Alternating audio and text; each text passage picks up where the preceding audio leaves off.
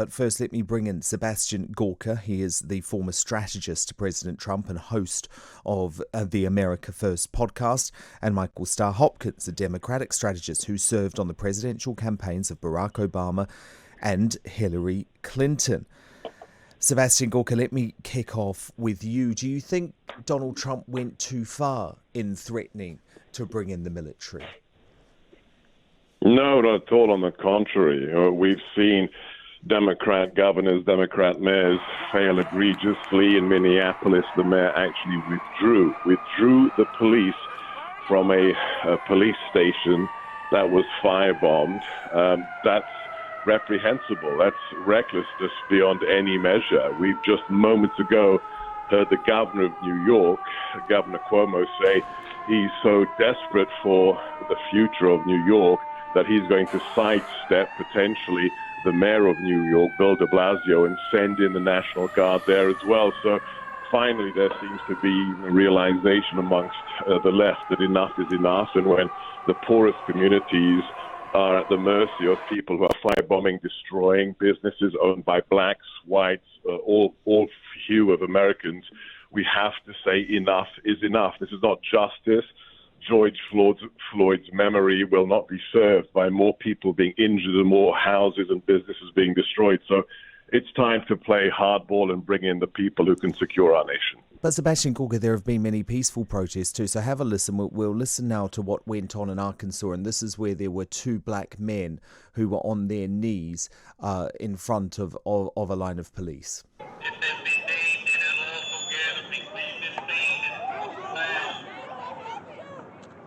Please don't shoot us.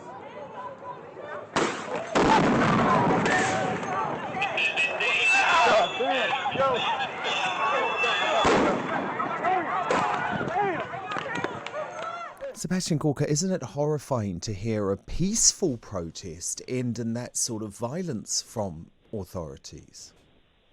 Well, it is, but I could play you audio for hours of non-peaceful protests. I could play you audio of a black woman who's devastated because the Target that she works in has now been destroyed and she has no livelihood, no way to feed her children. I could play you the audio of George Floyd's brother who said, enough is enough. You're not helping my brother by torching people's houses or properties to the ground. I could show you the audio of the relatives of Patrick Underwood, the black federal police officer who was murdered in Oakland this weekend, shot in the head by protesters. Enough is enough, Dan. It's just not right. Michael Starr Hopkins, from a Democratic point of view, you obviously disagree.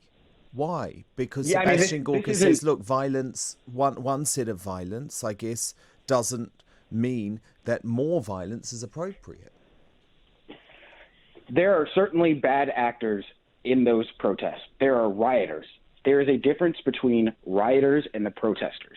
But you know what? We can take a step back and talk about the fact that the reason that we are having these racial flashpoints are because of people like Sebastian Gorka. Actually, not even like Sebastian Gorka. Because of Sebastian Gorka. Because of Donald Trump. Because of the demagoguing that they did of people. Quiet down. Go ahead. It's my time. It's my time to talk now. I let you talk. When Colin Kaepernick knelt, Sebastian Gorka called him un-American. He said that he was assaulting the American freedom and that he was assaulting American troops. What Colin Kaepernick was doing was kneeling because throughout history we have seen disproportionate force and violence against black Americans. So are you accusing Sebastian Gorka and the Trump administration of racism? Absolutely. I can say that right now. Sebastian Gorka, I think you are a racist. I think you have inflamed racial tensions. I think your words and your acts are exactly why we are seeing these liar. I think you're a propagandist and a liar, and I think that anybody who supports an individual who's a millionaire football player who is proud to use divisive imagery and talk about the police as pigs, you are the problem. You're the real racist. You know that you're the real racist. When you say Colin Kaepernick it's always why are the Democrats so racist? In the middle of a racial protest, You have a white individual calling the black man the actual racist. I was at the protest on Saturday. I have gone through the things that these people are protesting about. So Sebastian, tell me about that. Tell me about that, Michael Starr Hopkins. Which protest were you at?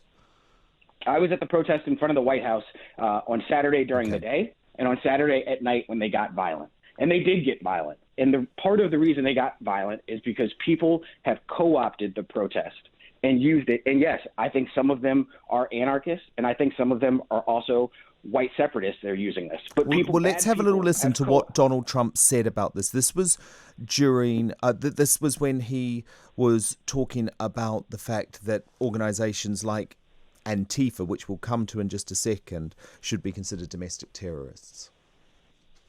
These are not acts of peaceful protest. These are acts of domestic terror. The destruction of innocent life and the spilling of innocent blood is an offense to humanity and a crime against God.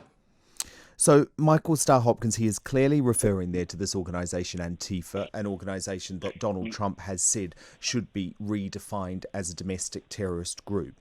Now, Antifa, which stands for anti-fascist, actually wants to overthrow the police altogether. What role do you think they have had in these protests? And do you agree with the president? I know you don't agree with him on a lot, but do you agree that, in fact, maybe they should be classified as terrorists? So I will have to say, I have never met someone in Antifa. This whole Antifa play-up has been something that I've seen on Fox News, but never something I've actually seen in person. I can name a lot of separatist groups, white separatist groups that have killed minority people, but I can't name anyone that's died at the hands of Antifa. So while I think anyone who commits violent acts should be held accountable, I think we need to make sure we're not equalizing things that aren't equal. Sebastian Gorka. Sebastian Gorka, we've had peaceful protests, though. People have peacefully protested for years, and no one has listened. Well, now people are listening. And I'm not saying it's the right mode or medium, but people have to feel like they're being listened to. Sebastian Gorka, Antifa. Now look, they may be... Dan, I'm not going forward anymore with this. So you've got a guest. I agreed to debate on your show, but you've got somebody I've never heard of before who called me a racist on live radio. If you don't demand an apology for him, I'm just not going to talk, because the Democrats have the race problem. The KKK was a Democrat organization. In Chicago, there were 60 shootings this weekend, 19 people murdered, including a 13-year-old boy. But they're blacks killing blacks, and the Democrats don't care. That's the racism. This is a Democrat. I am a black man. How dare you say that I don't care? When you have a party that has members of Congress like Ilhan Omar, Ocasio-Cortez, and Rashida Tlaib, who called the state of Israel, quote, evil, that it's all about the Benjamins, and that U.S. politicians who happen to be Jewish have dual loyalties? That's a blood smear on American citizens. The Democrats are the institutionalized face of racism. Dan, I'm not going to debate anymore with somebody who is such a complete propagandist unless you demand an apology. Well, Sebastian Gorka, you know that we are fair and balanced on this show, and we always give both sides a crack of the whip. And you know that, Dan. But this is your opportunity. You know that, but this is your opportunity to respond. I mean, I'm not saying you're racist for a single second. Not done. It's not done. It's not done. And in British court, that guy can be sued. He can be sued. Stop running. This is the Democrat Party. If you got something to say, then say it. Today, the face of racism is the Democrat Party. Sebastian, can we get... Chicago doesn't matter. Chicago doesn't matter to the Democrats.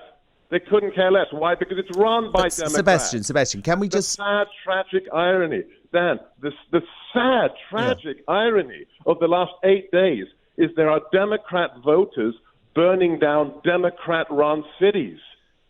These are all Democrat-run cities. Sebastian, can I just the black community has been betrayed by the Democrats for 60 years, and nobody wants to talk about it because of hacks like your guest. Can I just take this down one level, Sebastian? Because what you have to understand is that people in the UK don't actually know which states are run by Democrats or not. So what we're seeing from over Look at the ones that are burning. So what we're seeing over here is a country clearly divided and something that seems inexcusable, the killing of George Floyd. So do you think there is a way to unite the country? And do you concede that America does have an issue with race and police brutality in some way?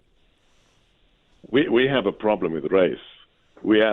First question, is it inexcusable to call one of your guests a racist, Dan? First question. Well, I think it is, yeah. Good, thank you. Yeah, America has a problem with race. We have one political party that uses race. I've worked for President Trump. I worked with him when he was Mr. Trump and then in the White House as his strategist. He's totally colorblind. He doesn't see color. He's married to an immigrant. He has people, black members of his cabinet, like Ben Carson, who grew up in a home with a single mother to become one of the world's most preeminent neurosurgeons.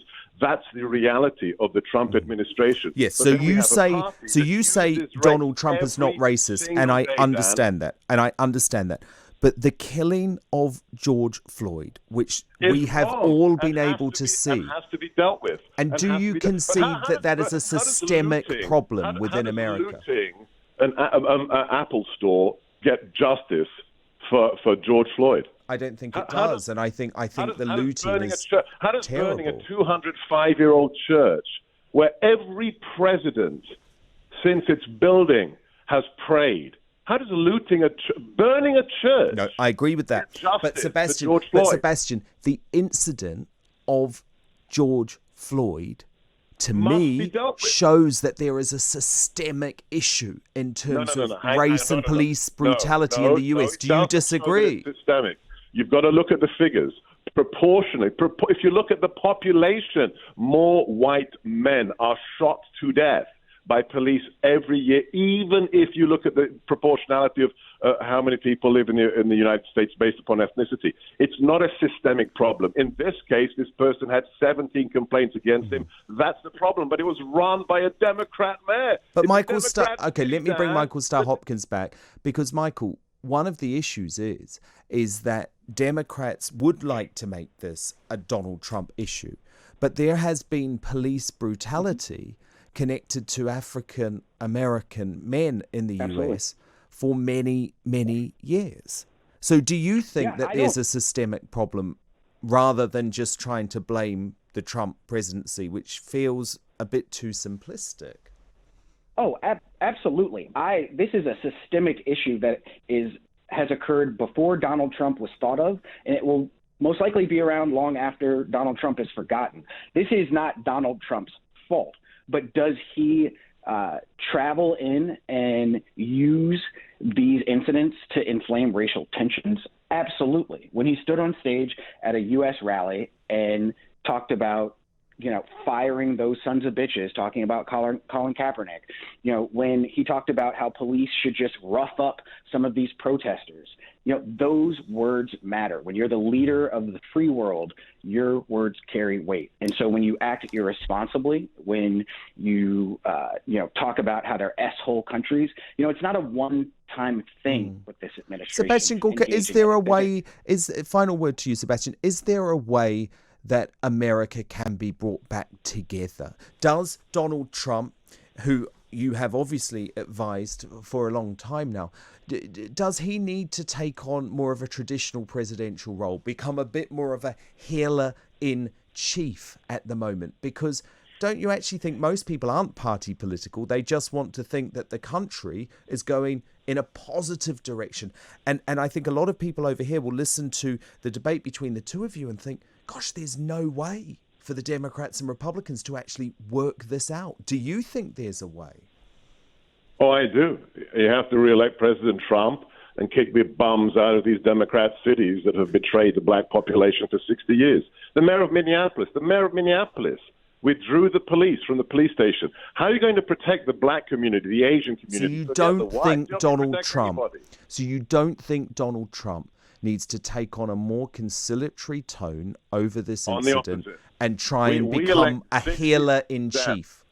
Dan, the streets of America are on fire. In one night, 170 businesses were torched in Minneapolis. It's terrible. You can't heal something unless the perpetrators are brought to justice. Until the people who don't bear the responsibility they have been given seriously are removed from office, are recalled, are voted out. Just one thing, I'll say it one more time for the British audience to understand. Every place that violence is occurring is run by Democrats and has been for years. That's all you need to know. They have abnegated their responsibility. And as long as people like your guest feel it is better to personally insult people, than actually get the job done of bringing safety back to America, there will be no answer. 63 million Americans chose a non-politician, a non-former military individual for the first time since the founding of our nation to drain the swamp and to bring some kind of normalcy back to this nation. We need to re-elect him and get every single Democrat out of office in the elections in 150 days' time, because they have failed America. They have failed every American of every skin color, and your guest knows that, and that's why he had to attack me personally, and that's who the Democrats are. Sebastian Gorka, former strategist to President Trump, host of the America First podcast. Before that, Michael Starr Hopkins, a Democratic strategist who served on the presidential campaigns of Barack Obama and Hillary Clinton. Thank you so much.